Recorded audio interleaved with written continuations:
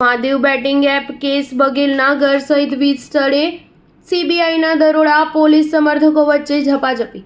Mahadev batting app case મામલે સીબીઆઈએ છત્તીસગઢના પૂર્વ મુખ્યમંત્રી ભૂપેશ બઘેલના નિવાસસ્થાન સહિત 20 સ્થળે દરોડા પાડતા રાજકીય ખળભળાટ મચી ગયો છે। બીજી તરફ બઘેલના નિવાસસ્થાન બહાર કોંગ્રેસના કાર્યકર્તાઓ એકઠા થઈ સૂત્રોચ્ચાર કરી રહ્યા છે, તો પોલીસે સમગ્ર વિસ્તારમાં કડક બંદોબસ્ત ગોઠવી દીધો છે। ભિલાઈમાં પણ હોબાળો થયો હોવાના અહેવાલ સામે આવ્યા છે, જ્યાં એક મહિલા ધારાસભ્યએ સીબીઆઈનો રસ્તો રોકવાનો પ્રયાસ કર્યો છે। એટલું જ નહીં, કાર્યકર્તાઓએ બઘેલના ઘરમાં ઘૂસવાનો પ્રયાસ કરતા પોલીસ સાથે ઝપાઝપી થઈ હોવાની પણ માહિતી સામે આવી છે। કોંગ્રેસ કાર્યકર્તાઓ સીબીઆઈની કાર્યવાહીનો વિરોધ કરી રહ્યા છે। બીજી તરફ કાર્યકર્તાઓ આક્રમક બનતા બઘેલના ઘર બહાર પોલીસનો કાફલો ખડકી દેવાયો છે। બઘેલના ઘર બહાર અનેક કાર્યકર્તાઓ એકઠા થઈ સૂત્રોચ્ચાર કરતા પોલીસે પણ સામે કાર્યવાહી કરી તમામને તગેડી મૂક્યા છે। કોંગ્રેસ સમર્થકો સીબીઆઈના દરોડાના વિરોધમાં વધુ આક્રમક બનતા હોય તેમ સમગ્ર રાજ્યમાં અસર જોવા મળી રહી છે। મળતા અહેવાલો મુજબ કોંગ્રેસના નેતા રાયપુર સ્થિત નિવાસસ્થાને ધરણા પર બેસી ગયા છે। આ ઉપરાંત રાજ્યના અનેક સ્થળે કોંગ્રેસ કાર્યકર્તાઓ વિરોધ દર્શાવી રહ્યા છે। સીબીઆઈની ટીમે